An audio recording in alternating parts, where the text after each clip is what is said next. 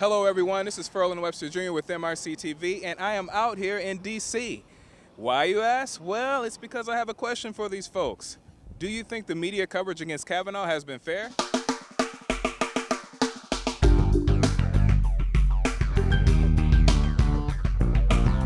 Do you believe the media has been fair towards Kavanaugh? I think it really depends on which one you're watching. I think it's been unbiased. I think they've shown an honest view of both sides. Not at all. Of course, I think it was orchestrated to be not fair. I think it depends on which network you're looking at, obviously. So here's the deal. MRC has done a study showing that the TV news is rigged against Brett Kavanaugh. The details? During the 12 days after Democratic Senator Dianne Feinstein announced the existence of an unspecified allegation against the Supreme Court nominee, ABC, NBC, and CBS Morning and Evening News spent nearly 6 hours uncovering unproved allegations against Kavanaugh.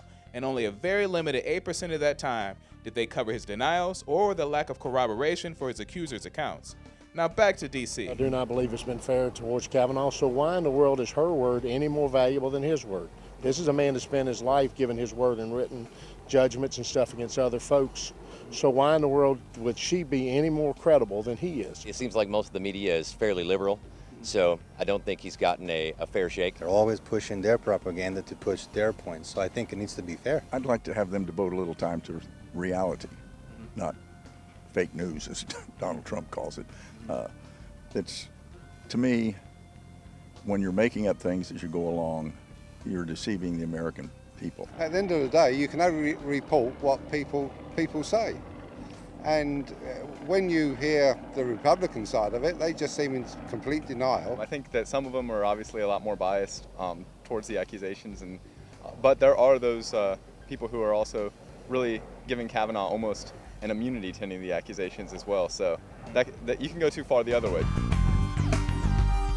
Do you believe Dr. Ford's testimony is more credible or Kavanaugh's? I believe that Ford's is more credible. I believe her. I believe Kavanaugh. I cannot tell you standing here that I believe one or the other. I don't know Dr. Ford, and I do not know the judge. I feel like he has a lot of stuff that's being hidden, and I think people are helping him hide it. And I hate saying that, but maybe if they'd be more forthright about this investigation, if they were more willing to do it, maybe I would change my mind. But right now, they seem pretty guilty. From a female point of view, I think that she's got some guts to come out, especially to be put through what she was put through. She presented herself well, and that doesn't mean that she was correct. I don't think it was for the cameras. I think she meant it. I think it was from her heart. And they're treating it like her word is law. Her word is already convicted. Any evidence has never been shown. No one's corroborated her statements. The testimony that Dr. Ford gave, there was a lot of loopholes in it, a lot of pauses, a lot of I don't know and I don't remember. What do you think about the judicial process? I don't know that it's been a judicial process. I think it's been attack and destroy, just like they do any other conservative in today's modern times. They attack and destroy.